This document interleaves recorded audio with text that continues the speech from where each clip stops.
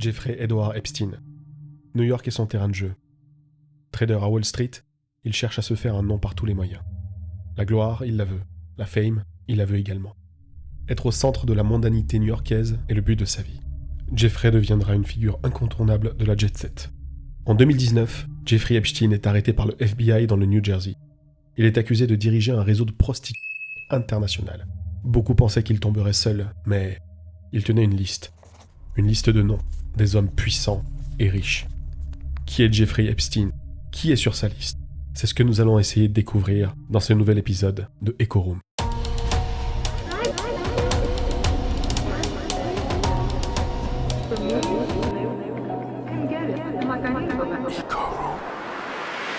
Jeffrey Epstein naît à New York le 20 janvier 1953.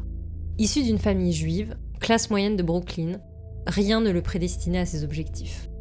Il étudiera au Lafayette High School de New York, puis à la Cooper Union et enfin à l'Université de New York.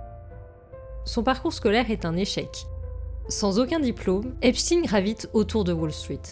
Le monde de la finance lui semblera alors être une porte de sortie. En 1976, il entame une carrière de trader chez Bear Stearns, prodigue des conseils en stratégie fiscale pour les clients les plus riches de la compagnie.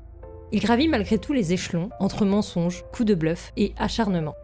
En 1982, il fonde sa propre entreprise de gestion financière, J. Epstein & Co., avec l'aide de l'homme d'affaires Leslie Wexner, avec qui il se lie d'amitié. Pour information, Leslie est entre autres l'acquéreur de la marque de vêtements Abercrombie & Fitch. En 1996, Epstein rebaptise son entreprise The Financial Trust Company et la délocalise sur l'île de Saint-Thomas, paradis fiscal loin des regards et des curieux. La jet-set new-yorkaise, friande de commérages, affirme d'ailleurs que son train de vie luxueux est financé entre autres par Leslie Wexner. Les premières accusations autour de Jeffrey Epstein remontent à 1996. L'artiste, Maria Farmer, alerte les autorités au sujet d'une agression sexuelle qu'elle aurait subie dans la propriété de Leslie Wexner de la part de Jeffrey Epstein et de Ghislaine Maxwell. Un an plus tard, l'actrice Alicia Arden signale à la police de Los Angeles une agression sexuelle. Jeffrey Epstein se ferait passer pour un recruteur d'une marque de lingerie, la célèbre Victoria's Secret. Et devinez à qui appartient Victoria's Secret?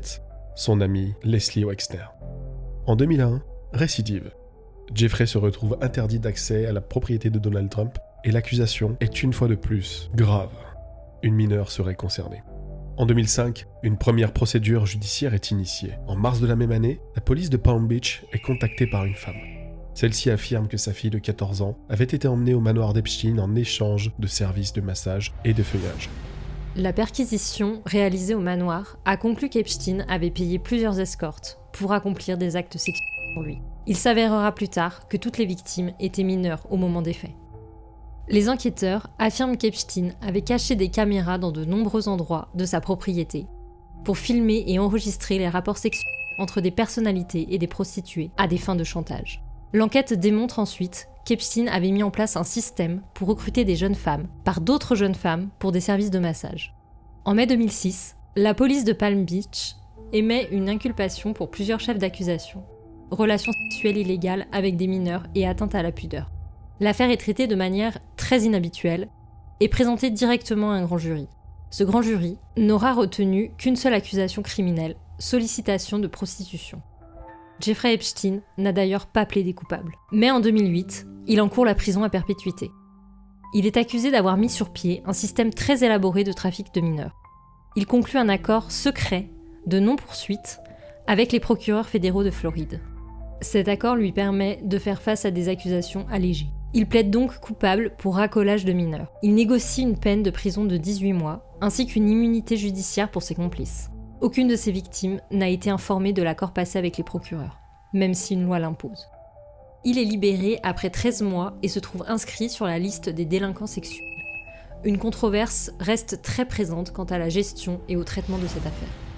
De nouvelles accusations interviennent en 2015 et en 2016. Pour 2015, en janvier, Virginia Roberts, une Américaine de 31 ans, affirme qu'à l'âge de 17 ans, elle aurait été utilisée par Jeffrey Epstein comme esclave sexuelle.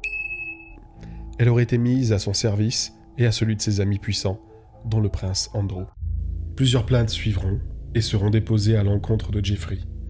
En juin 2016, une autre femme dépose plainte en accusant Epstein, mais cette fois également Donald Trump.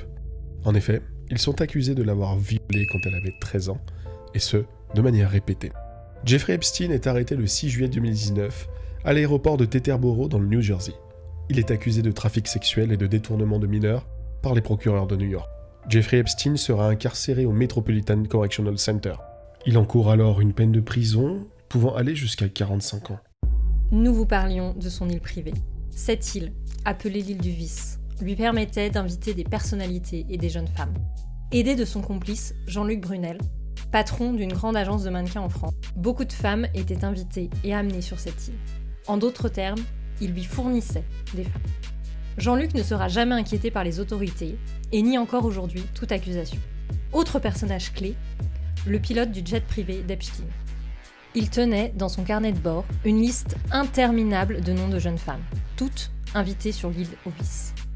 Île sur laquelle Ghislaine veillait à une organisation millimétrée, laissant toute place aux abus commis par Epstein lui-même et ses invités. Les filles n'avaient pas le droit de boire ou de fumer. Elles devaient porter uniquement ce que Epstein leur fournissait, principalement des maillots de bain de la marque Victoria's Secret.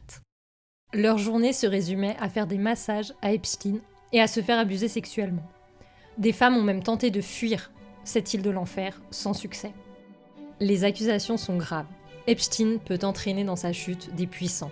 Souvenez-vous, les soirées organisées par le couple, que ce soit sur leur île ou ailleurs, étaient soigneusement suivies. Dans quel but ? Obtenir des faveurs ?